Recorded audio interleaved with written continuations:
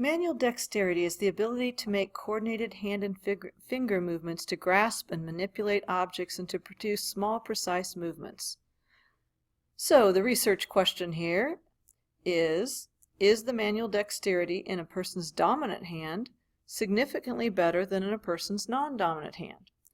To test this, each member of the class went out with a little 10-circle card like this. I'm going to cover up for a minute though, and 10 pennies, and tested 5 of their fellow students by having them flip a coin to determine which hand would go first, their right hand or their left hand, and then have them time them placing the pennies one by one into these circles and see how long it takes, and recorded both their dominant and the non-dominant hand. So we collected the data in order to do a hypothesis test. So let's just talk about a little bit about the experimental design here. The treatments were doing this task with your non-dominant hand and with your dominant hand. So we have the treatments using the dominant hand to place the pennies, or using the non-dominant hand. Now we had to randomize those treatments so that a person wouldn't improve just by doing, for example, if everybody did their dominant hand first and their non-dominant hand second, then their non-dominant hand might have been faster than it would have otherwise been, just because it was the second time they did the task. So by randomizing, then we said sometimes the dominant hand would go first, sometimes the non-dominant hand, so they each had an equal chance of being the first hand, so hopefully that took care of a possible confounding issue. Okay, just to remember, confounding would be if the dominant, well, let's say, for example, if the non-dominant hand always went first and the dominant hand always went second, and the dominant hand was faster, we wouldn't know if it was because it was the dominant hand or because it went second. That's confounding. Okay, we randomized the treatments.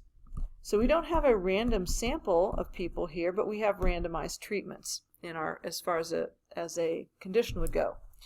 Now, how are we going to analyze this data? We had several different people collecting the data. We had all different kinds of people doing the data, different ages, different genders, people who maybe are more coordinated than other people. So there would be a lot of variability in the data. So to reduce as much variability as possible, we are going to do a matched pairs block design, where each person is only compared with himself.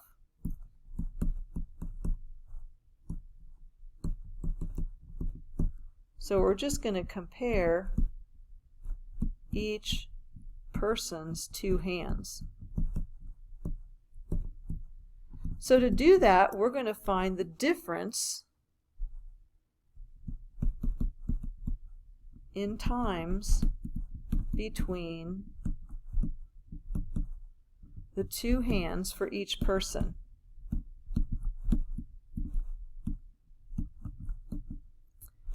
Now when we do a matched pairs design, it turns out to be just the same as doing a one sample t-test.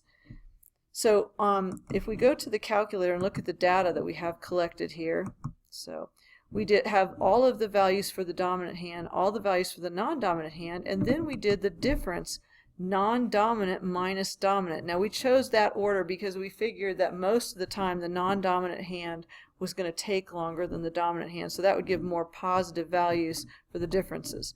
So we have 3 columns here that we're going to work with. So let's look at how we would set up the hypothesis test. We are going to call this variable mean of the differences. Not the difference in the means, but we're going to just take a whole column of differences and we're going to find what the average difference was for all the people that took this test. The average difference between the time taken to complete the penny task, taking their non-dominant hand minus their dominant hand times. Now we would say if there is no difference between the 2 hands, that mean difference would be 0. But we think that the difference should be greater than 0. We think that the non-dominant hand is going to take longer. So this is our alternate, the one that we're trying to find evidence to support. So we want to do a t-test of the mean difference. And remember, we don't know a standard deviation for this particular set of data. So that's why we have to use a t instead of a z model. We did not have a random sample, but we had randomized order of the hands. We have a sample of 30. Actually, our sample, we thought it had a sample of 30. Actually, it turned out to be 28. Since this is something that could pertain to any human being, 28 certainly less than 10% of anybody it could pertain to. And we had 28, n equals 28. So we had to look, I think I'm going to have to, erase this part here.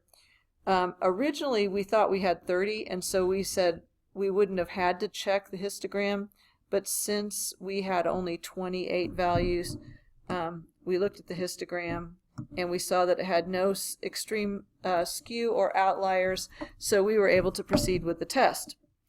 So we did a t-test of the difference. So on the calculator, this would look like this.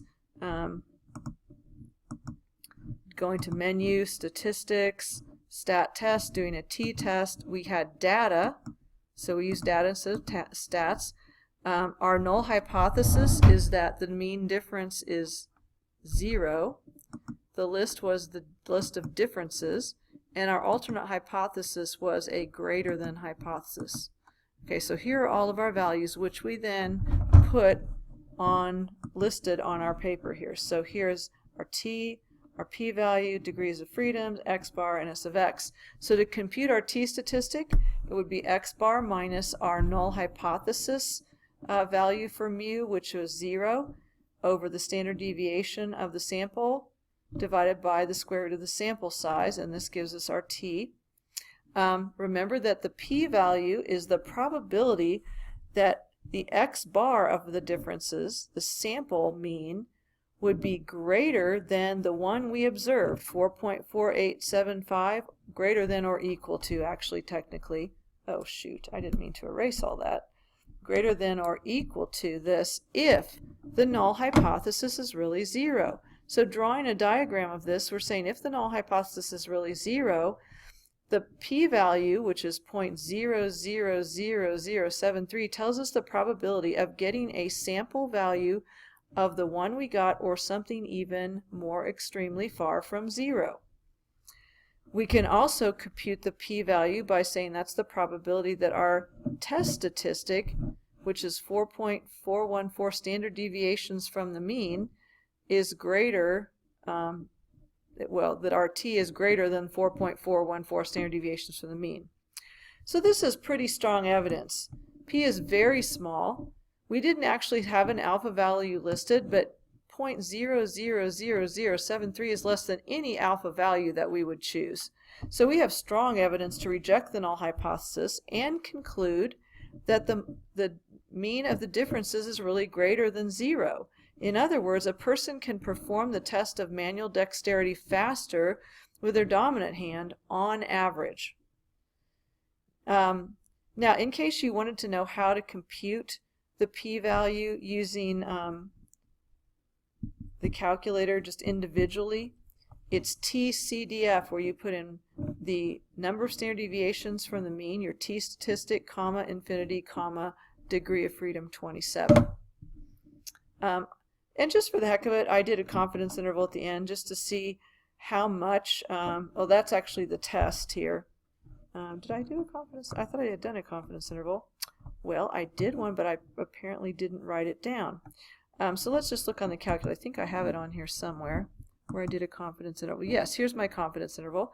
So I said this was a 95% confidence interval, and I said, so I'm 95% confident that the true difference between the dominant and non-dominant hand and how long it took to perform the penny task for any person, okay, so this is a population mean difference, is between 2.4 and 6.57 seconds faster for the dominant hand, okay, or slower. This is how much slower the non-dominant hand was. Okay, anything else I need to point out here?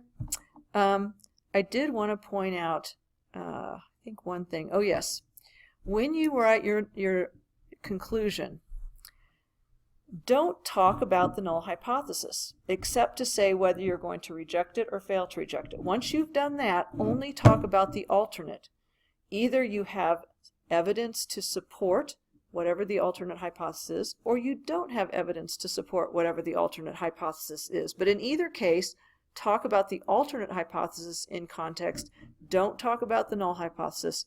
It's just there to reject or fail to reject. The one we're interested in is the alternate. So that's the part you should be talking about in your conclusion. So use the p-value, compared it to the alpha to decide whether to reject or fail to reject the null, then talk about the alternate. Okay, I think that does it. This is a matched pairs t-test, which is done exactly like a t-test, except that you have to find a list of differences between your two before and after values, or right and left hand values, or whatever you've matched up. You have to find that list of differences first, and then you just do the test on the list of differences.